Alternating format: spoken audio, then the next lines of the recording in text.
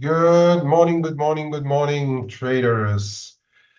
We are Wednesday, the 31st of July, 2024, last day of the month, and what a day it has been so far. Before we dive into everything, just remind you that it should be the last day today where you can get an assessment, take an assessment for the trader funding program and get a free 45-minute one-on-one session with our dear Blake Morrow. Take advantage of it. He's going to explain you how the TFP works, what the tips and tricks are, and should be really a great help for those who are trying our TFP program. The only risk for you in there is your assessment fee, and once you decide to take part in the program, you will also gain some access to our chat room, which has already been extremely lively, as you can imagine, today. So I'm just putting the link in our chat if you would be interested. I'm also going to put again, where is it, if I find it, the link to our NFP competition, where we again have a slew of great prizes. Let me just find it back. Here we go. And here is the link. So if you would put in your guesses, just make sure to only put guesses on that original post, all right?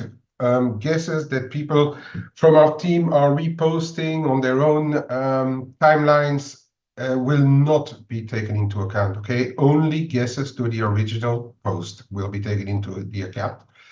That's it for the little announcements of the day, the bit of housekeeping. Right, before diving into the big one of the day, let's see what happened in the rest of the world. And there are some, well, let's start with the unfortunate ones, right? I mean, unfortunate, I'm not taking any side. I'm not biased or anything. I mean, just because it had an impact on the markets.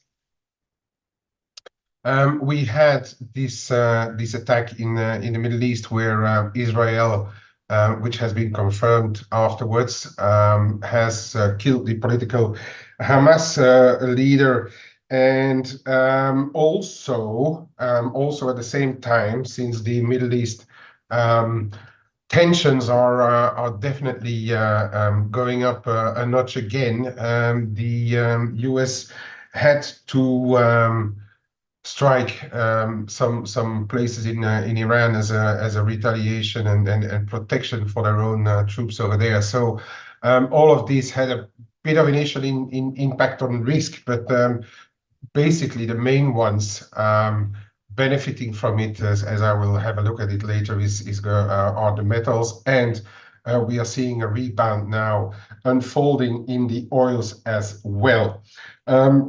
Elsewhere in politics in the United States, it does look that Kamala Harris is making inroads on Trump in the election polls. So that's one that we are going to have to monitor as well, because we saw the market trade this Trump version 2.0 already for a bit, but perhaps this market will need to revise its stance a little bit.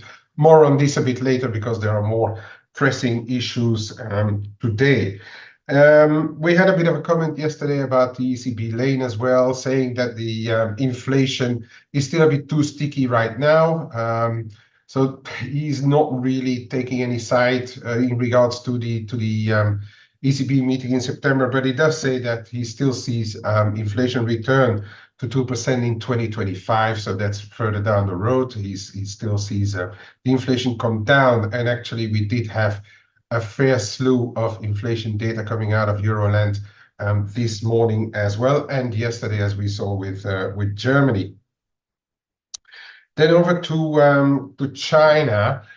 We have loads of comments from the officials. So they have been at first very, very vague about what they really wanted to do. But more and more officials are now popping up on the wires. The vice finance minister was out. The finance ministry, other finance ministry officials were also out saying that they will strengthen fiscal policy adjustment, deepen the fiscal and tax reforms. They will standardize the management of local governments, non-tax revenues. They will step up the fiscal policy implementation as well. They will issue special treasury bonds as well. And what we are seeing there, and I've been talking about this for a little bit already, is the fact that they start to really implement what likely had been discussed over the third plenum. We don't have full details yet, obviously, but they are putting stuff in place now. Also, putting a lot of money behind the technical or technology innovation, and things are seemingly moving. And I mean, CNH has been moving on the back of the yen, of course, but it's also been moving on its own here, and we need to pay a little bit of attention. I think the investor market is now starting to kind of not saying completely buy what China is doing, but at least paying attention to everything that they do. The injections of money, trying to put everything back on the rails. It's going to take time, of course, but it is holding the investors back right now from selling more CNH, me included. I must say, for the time being, I'm really on the side. I want to see what they are doing and where it's going to lead them before making any decisions. In the meantime, PBOC, let me just quickly check where they fixed. They fixed it at 713.46, so relatively unchanged compared to 713.64 yesterday. They are still perhaps on their path of saying like it's still everything is still okay, but are they winning some of the fight against the markets? It is possible if the investors, and I haven't read many of them, but if the investors start to buy what they are doing, it could be that we're in for a little bit more of CNH strength. And as I said, also perhaps on the back of what is happening on the yen today. Okay, running through a bit of data. Yesterday we had the housing numbers out. I hope you can all see my screen. I'm on the economic calendar. Just confirm, because since I haven't anyone else with me here to confirm, I'd like my audience to confirm. Yep, thank you, Bren. So we had a bit of housing data out, a little bit better than the expectations were, but we have seen. Then the one that I was really looking at, we had a pretty decent consumer confidence, but this is starting to look a bit ish on the actual prints, because we had a 100.4 print, as we can see on the last one, and it's been revised quite a bit lower, down to 97.8. I hope this is only a one-off, or this is not going to be a habit of this the consumer board there, or the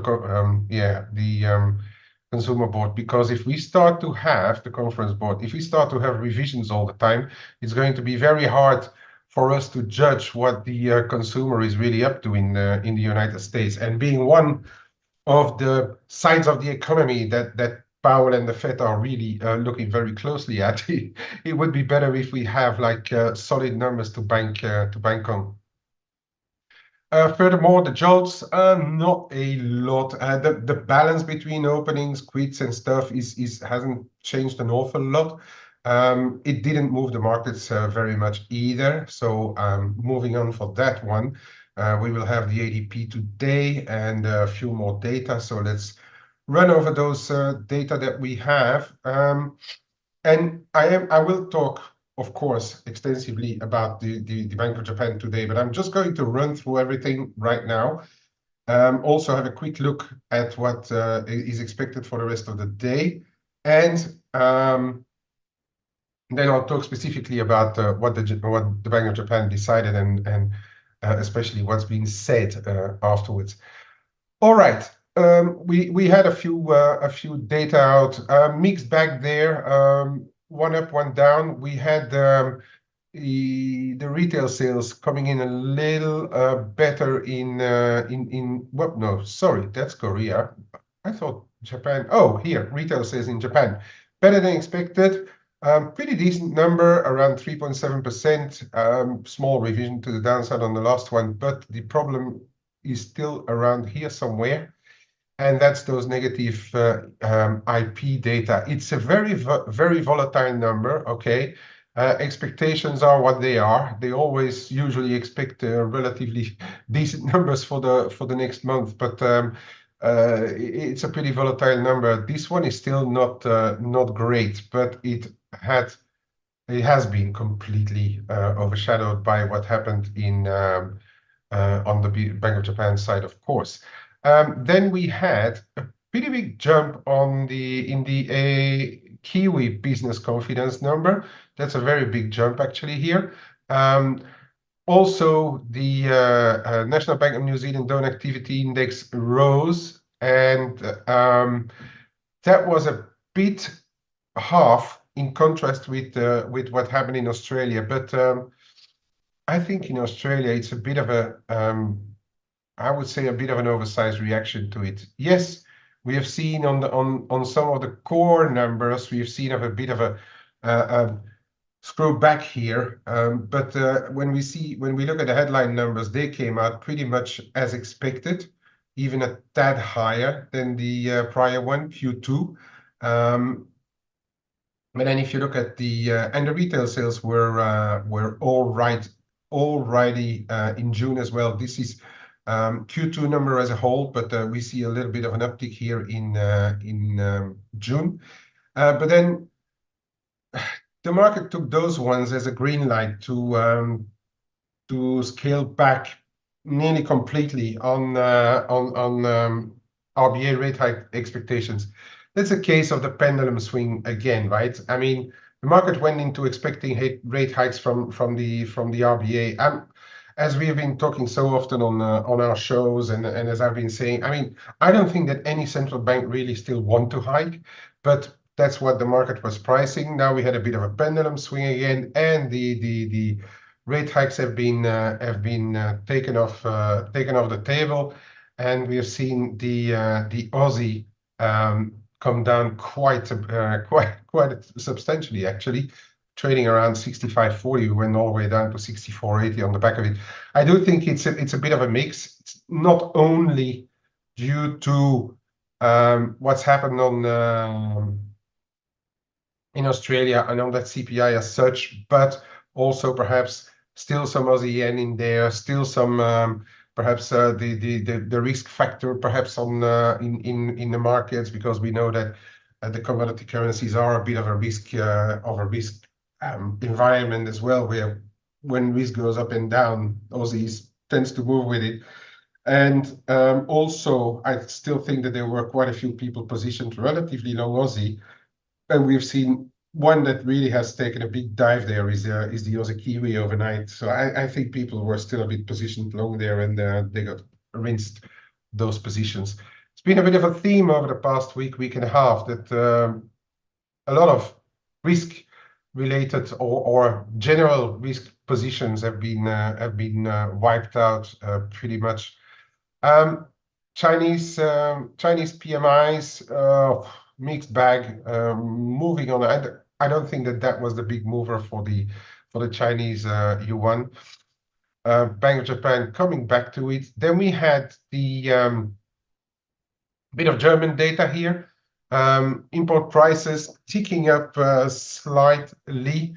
Was expected to tick up a little bit. I don't think that had a major impact. Unemployment changed slightly higher than what was expected, but the unemployment rate remains the same. We do see a bit of a deteriorating employment picture over there. It's still just showing us that Germany is the weak sister of or the weak brother of in Europe, right?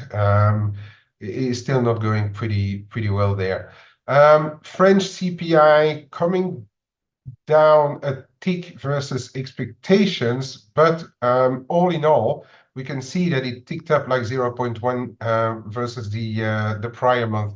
And then if you look at what happened on the Italian CPI, for instance, that ticked up as well. And as a result of it, and we saw the German CPI yesterday, of course, as a result of it, we see a sticky core in Europe and 0.1 higher in the headline CPI. Is it going to change anything for the ECB? No, I think this kind of sticky-ish picture is sort of as expected. I don't think it's changes much for the ECB expectations. We still have more data to come in before their September meeting. All right, and then really, oh yeah, we had a couple of Swiss data as well, and the Swiss data are still showing relatively weak numbers here. The zoo expectation number was at 9.4 versus the prior 17.5. That's relatively weak. And if I'm not mistaken, oh yeah, there were the reserves. Swiss has been strengthening a little bit back from low levels, from the lower levels as we saw. So this is just a reval. These official reserves numbers, I don't think there's anything to see there. These are just reval numbers. So once the dust settles on the Swiss franc, we can't rule out a bit more because it's following the yen as well. But I will still be looking at if and of course, I mean, some risk, Middle East geopolitical risk is also likely being traded in the Swiss franc. But I will be looking when the dust settles to perhaps enter some form of Swiss short positions. But for the time being, we need to get a few more things out of the way. And a few of those more things are, obviously, we have the ADP out this afternoon. Look at the employment cost index here as well. This is also always an interesting one to monitor. The Fed does as well, so we should too.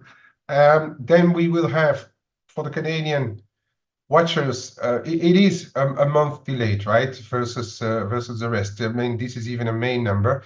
But what's the GDP? Because the Bank of Canada being slightly on the dovish side, we need to watch what's happening in the GDP data here for the next decision, perhaps for the Bank of Canada. If we would get like a bit of a sluggish to negative number here, the Canadian dollar, which is not gaining anything, let's face it, could get another slap around the ears. We will have some more housing data. We will also get the Chicago PMI, which is the first one of the PMIs in the States. It can be a mover, yes, but will it be a mover ahead of the FOMC today? I doubt it. At least it may be an algo mover, algo blip on the production of the data, but will it be a real mover? I kind of doubt it right now. And then the FOMC. Okay, and really I think so. They are not going to change the rates unless we get like an absolutely gigantic surprise. There is no changing rates. I mean, before we went into the blackdown period, all the speakers were sending us to September, and I still think that that is the case. I'm not going to say it's an autopilot meeting. We will probably have like those kind of comments again, which what Powell already repeated several times, that they are now really watching the second part of the mandate, which is jobs. Okay, they wouldn't want the job market to deteriorate much further, because then that could be the trigger for a rate move. But that big job data is only coming out on Friday, right? So I don't think that they will move today, but slam the door wide open for a potential September cut. This is the base case. It's also the base case of the market. So I would argue, as I said already, that the bigger mover of the week may be the NFP and not today's FOMC. All right, the market will always move on an FOMC because it always does, and it will dissect every word of Powell because it always does. But do we pick a trend aside? I'm not sure about this. All right, so this for the FOMC later today. And now let's talk about our good friends at the Bank of Japan. Before I do, I'm just going to read through the initial comments. Kiwi. Okay, yeah, Ali, you're looking at the Kiwi, yeah. Kiwi has a really nice bounce, right? I think a lot has to do with the Aussie Kiwi as well. That the Kiwi bounced a bit, also coming from interesting levels. So yeah, in those 58s, there's a few really good levels there. Right. In gold, yeah, I'll look at gold as well. Okay, Bank of Japan. This has to be said is the awakening of the inner hawk in Ueda. I can't remember really a Bank of Japan meeting which was more hawkish than the one that we had today. So not only did they hike the rates by the market was looking at 10 BPs. I've always said I think they will do 15, but they did the 15 BPs. We went up to, they qualify it as around 25 BPs now. It was a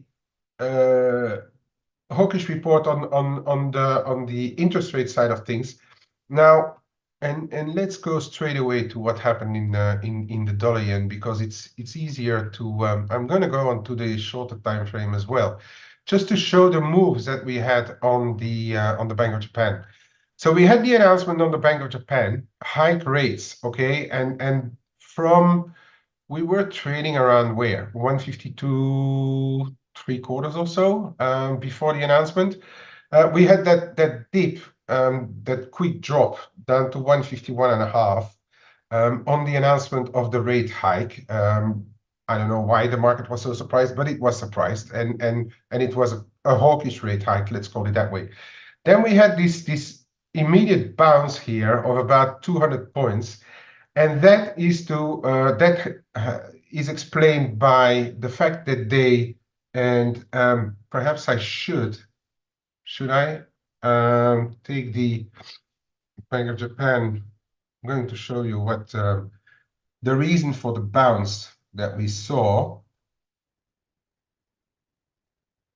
If I can just find it back.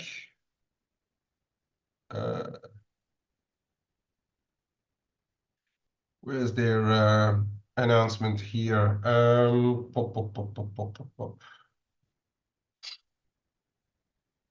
No, that's the wrong one. I just want to show you a, here we are. I just want to show you this this little chart here.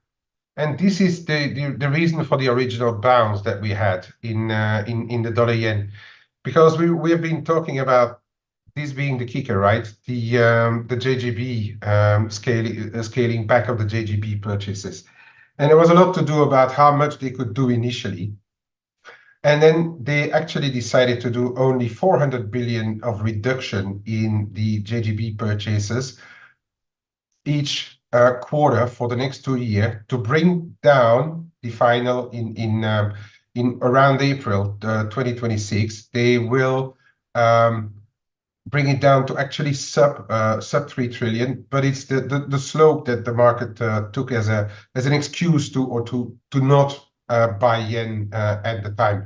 But we have to say that overall, it is still going to be a quite sizable reduction. Okay, but that was the initial reaction. They will review it in the middle of the road, or when they judge it needed. Okay, so and the whole thing will represent roughly a 7 to 8% decrease of the JGB holdings, which will still be a gigantic amount of money, right? So that was then the secondary reaction that we had. Then we came back to this is then we came back to around where we were before the Bank of Japan announcement, because they still hiked the rates, of course, and waiting for Ueda. And then we had a bit of a show there. And I'm going to have to scroll back into our chat room. And for those who are in our chat room, you can find all those headlines back in our newsroom, of course, because I've taken the I've put them all in there. And so then was the real hawkish bit. And Ueda, who has been a bit of a slow mover, now really went to the hawkish side. So he said that he doesn't believe that the economy and the prices will slow down due to an additional rate hike. We don't have 0.5 policy rate in mind. So that leaves the door open clearly for more rate hikes, okay? We judged the spring pay negotiation result as formally reflected, looking at the April-May wage data. So that is justifying the rate hike. And prices are getting to be more affected by foreign exchange swings compared to the past. I believe that wage hike moves will continue, and the consumption is relatively solid, and the momentum for wage growth is spreading at small and medium companies. That's the first bit. Then he said that rising wages and income will continue to support the private consumption. Then he also said that the upward pressure on JGB interest rates is not yet not so large. That's another one that tells us that they're ready to let the rates go higher a bit as well. And then he also said, and that's where we started to move away a little bit, that the weak yen didn't have much of an impact on our price outlook. So that's a bit of a step away. But he also said that as of now, Japanese rates are far below the uncertain levels of the neutral rate, okay? And that the major issue is where to stop raising rates when coming closer to neutral rates. So they are not there yet. And then he also said, yeah, that 0.25% rate is still extremely low. And if you think of real rates, it's profoundly negative. So everything there is very hawkish. He interjected a few less hawkish lines, saying that if the downward pressure in prices would require a rate cut, or if necessary, resumption of unconventional monetary policy would be possible.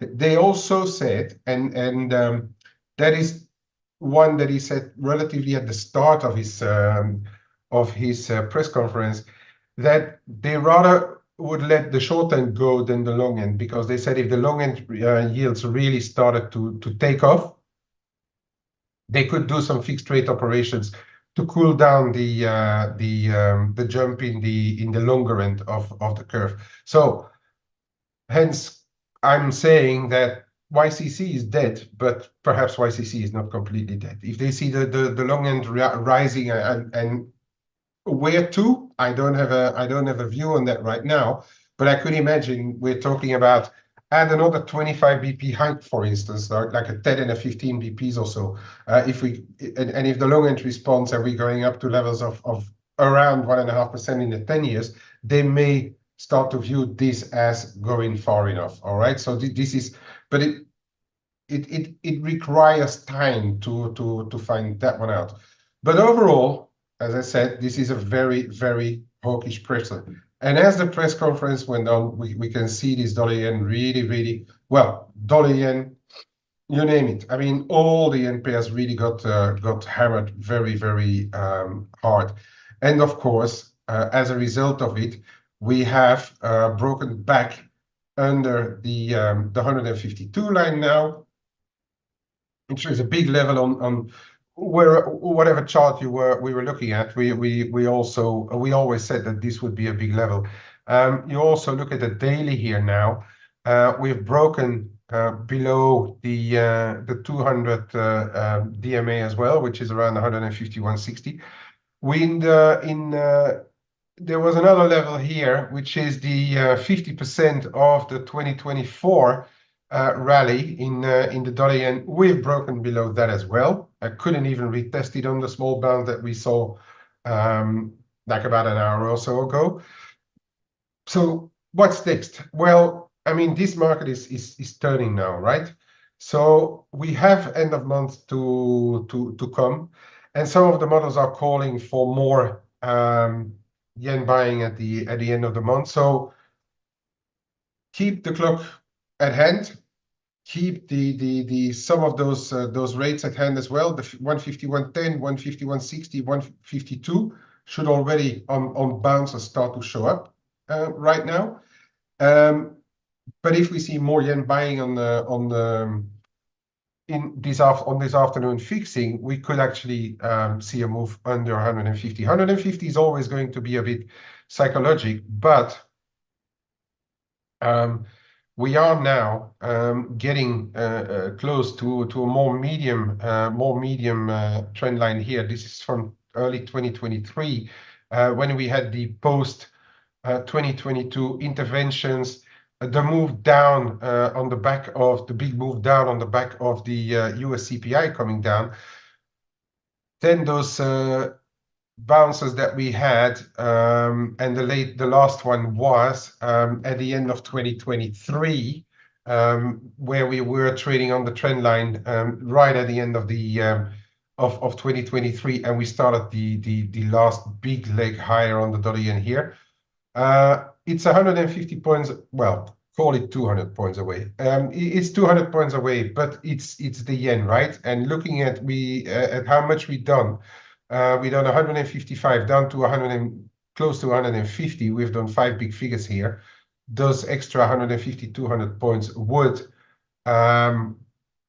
be possible, I think, if the market really hooks on to this is it. Bank of Japan is hawkish. The rest of the yield sphere is coming down. That is another one to note. Okay, the rest of the yields are coming down. I'll show you those yields in the dollar, in the euro, sterling, and Aussie, of course, overnight. All those yields are coming down. So this is also helping the yen. It is possible that we see a test here, okay? So this is the 61.8 of that move that we had in 2024. And then below here, we are starting to run into more longer-term levels here, around 147.5. Then we could see 146, 145, 90, 146. There's going to be big levels down there, but I think the big test will be if we get down to 148.5, okay? I think a lot of positions are being reversed now. We will have to look at what happens on the month end, and then what happens after the FOMC, okay? The FOMC is also going to guide us in what is going to happen on all dollars. As I said, I'm not expecting it to be a huge meeting as such, but we can't ignore it because of what has just been happening. All right, and then also tomorrow, but I'll talk about that tomorrow. We will have the Bank of England. All right. Okay, so this for the yen. What happened in the other yen pairs? Well, no surprise, right? They're all got a gigantic slap. Remember this very long-term trend line that we were looking at in Kiwi yen in 2023. We had we tried and tried and tried, then we really tried, and then we went up. We are bang on it again. So this is another one that shows where the importance of those yen moves and the levels that we are getting to in the yen. Okay, so this long-term Kiwi yen, we are trading on it. If you look at Euro yen as well, we've broken through that 164 low 164s now, which is also the 200 DMA. We have broken below, so keep an eye on if ever this bounces back to around 164. Keep an eye on what's happening in euro yen as well.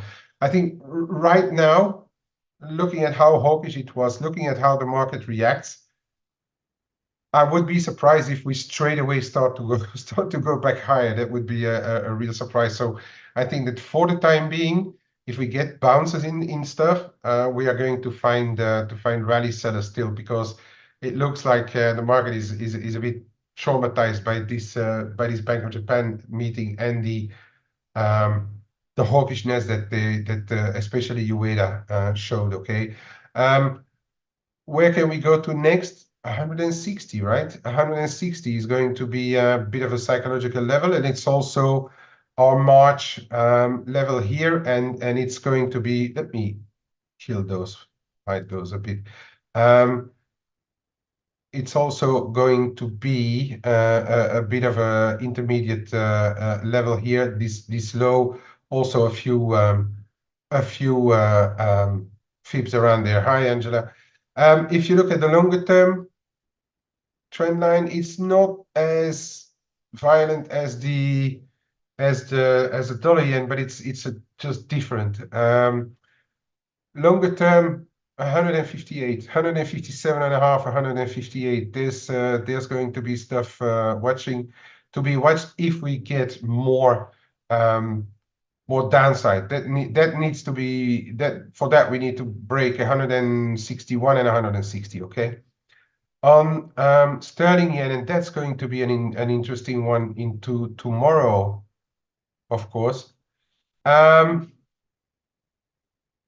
This is now breaking already this support here. It's a bit steeper. It was a much steeper channel than the euro yen one, if you remember. We're breaking below, but we are trading around the around the 50% of it's actually below now again. We are around the 50% or just below now of the 2024 move. So there's still, even though we broke below, and I do think that ahead of the Bank of England especially, I don't think that we will find rally sellers here, because there is this uncertainty surrounding the Bank of England tomorrow, right? They could actually, although GDP doesn't support a cut, but they actually could, if they want, before the summer, come up with a little bit of a cut. So I think if you get any serious bounces on sterling yen, you may find some sellers. By the way, hat off to Marcus, who sold sterling yen right after the spike that we saw on the Bank of Japan announcement. So really well done on that one, Marcus. Where can we go next? 191.30. No, 191.60 is where the 200 DMA lies. But I think here, and that's still a while away, but being the yen being so volatile, I think around here, 188, 187 and a half, 188 and a half is going to be really very important on the sterling yen. And that may be in case we do get that rate cut tomorrow from the Bank of England, which I'm, by the way, not calling. I'm really 50-50 on the Bank of England. I really don't know what they decide to do. Bailey could eventually move over to the dovish side because he probably is dying for a cut, but I'm not going to make the call. Well, what else? Oh yeah, Aussie yen is also an interesting one, because here, look at this is the 2020 trend line. It's only a 2-point trend line, okay? So I mean, don't kill the messenger here, or don't kill the technician. I don't pretend to be the finest technician, but look where we are. We're trading 97.60s at the moment. 97.60.70 is where the trend line comes in. 97.70 is the 50% of the move that we saw after the correction here from 2023, the big move higher of the commodities versus the yen, when that started in March 2023. So we are on the 50% here. It has been a level of interest in the past, so keep an eye on what's happening around these 97, 60, 70. If really it goes lower, you're probably talking about levels, and this could be because look, I'm on dailies, right? I mean, I don't think it's very useful to look at really short-term stuff right now. I think the dailies are helping us a bit more than really what the short term is showing. Get a bounce. I told you about the 100 psychological level. It is a while away, but we do have the yen is volatile, okay? I think first time around, if we would get a retest of 100 just above, we should probably find sellers up there, right? That would be my expectation now. You get a break and a close below, yeah. What is going to prevent it from going to have a test 95? And then we are coming into a very big traffic zone here. Of course, it's a very big zone, but the yen is moving a lot. So I'm not going to rule out anything. Now, and that's my final word on the Bank of Japan. And I'm going to be just slightly controversial, perhaps here with what is going on and what is happening. We did get a rate hike. We have a gradual scaling back of the JGB program. We have had the most hawkish Ueda that we can imagine, and the market has responded to it. Now, remains to be seen now how those economic data in Japan are going to evolve, because we did get very good wage hikes because the companies had been forced to do so. But again, I'm still saying that the Bank of Japan is not going to hike rates up to 1%, for instance, because they are still very worried about the government's finances. And those finances, and that is what they already told us. If you look at the 10-year JGB, it is still relatively quiet, because the Bank of Japan has also told us that they are ready to step in with fixed programs to buy JGBs if the yields would run away. The one where I think, and I don't know, perhaps I should go on the line chart or so, but you can see we had a jump in the short end, and I think that one is probably going to stay up there unless we get weakening data, and that's where I think if we still get those weak-ish data, or those very anemic or erratic data in Japan, if I see those really this washout of all those yen pairs, and here, for instance, I might not do any cash, but I'll be looking at perhaps starting to put back on options also, rather to the top side of stuff. I want to see what's happening on the end of month. I want to see what's happening with the FOMC. I want to see especially what's happening on the NFP. And I haven't taken out my butcher's glove yet out of the drawer to catch knives. It's still far too dangerous, early, and fast for the time being. And I want to see what the market is doing. But I'm starting slowly to have a look at things, and perhaps make a decision next week or towards the end of the week.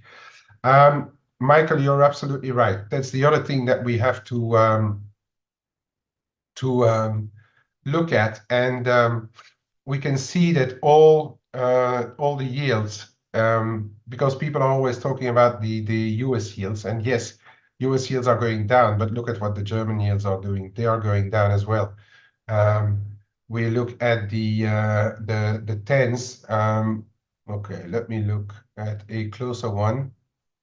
Look at the 10s. Yes, we are well under 420 now on the US yields. We are well below there. But then on the other hand, and of course the US is the biggest market, and Michael, you're right to point it out. US yields are on the defensive. But then look at stuff ex yen, ex Swiss, ex CNH. Have I forgotten any? Yeah, and then the EM pairs, like the Rand makes, they're living their own life. But look at the majors, ex those that I just mentioned, they're all coming down. Okay, Euro 10-year coming down, Germany coming down. Have a look at what's happening in the gilt yields coming down. Okay. And then look at and I always like to look at the differentials. They are not going up in favor of the euro right now, right? I mean, they're actually still widening a little bit.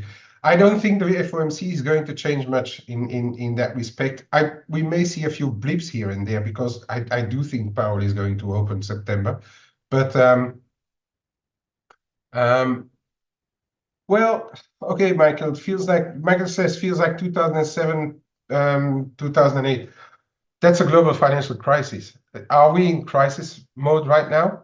We could be if that, but I think it's not going to be because of some bond packaging or stuff. Although people are still watching at the KRE and things, but you know what? My feeling on this is that geopolitics are probably still a bit underpriced, and therefore, I also think that moving on from those yield differentials, as you can see, they are not moving much, or even, and specifically not moving against the dollar. I think this one, for instance, maybe the expression of lower yields elsewhere and the combination of geopolitics. I do think, not going to say that we are on our way to fresh highs, but I am not bullish gold or bearish gold right now. Okay, we had the washout on when it was like a move of get me out of everything, right? We had this washout, but I think we could trade higher here again in gold, especially if we would get an extra little push lower on the yields, thanks to the FOMC, when Powell will open the door to September, and I think then people will continue to buy this. I think around 24, 23, where I started to buy it the other day, around here, 23.80s should already be support right now, and especially here in the mid 23s. I do think that we are going to find support. So I don't agree with people who think that metals are going to trade lower right now, especially not the shiny stuff. Okay, that's it for today. I think we've run through a lot of things. I'd say be very, very careful of what's going on in yen. It may not be it may not be over there because the state still has to come in. End of month still have to be done. We have the last fixing in about 4.5 hours from now. So be a bit careful with what you do on the yen right now. Mainly, probably it's going to be a sell on rallies in all yen pairs still, and then see what happens once 4 o'clock comes around. Have a great day. Trade safely on the FOMC. Don't do anything stupid on the yen either. And we talk to each other tomorrow again. Thanks for being with me, all of you. Hey traders, this is Blake Morrow with ForexAnalytix. Thanks for stopping by our YouTube channel. Don't forget to like these videos, share them, and subscribe to our channel so you don't miss any of the content that we provide here for free. Thanks for stopping by. I'll see you in the next video.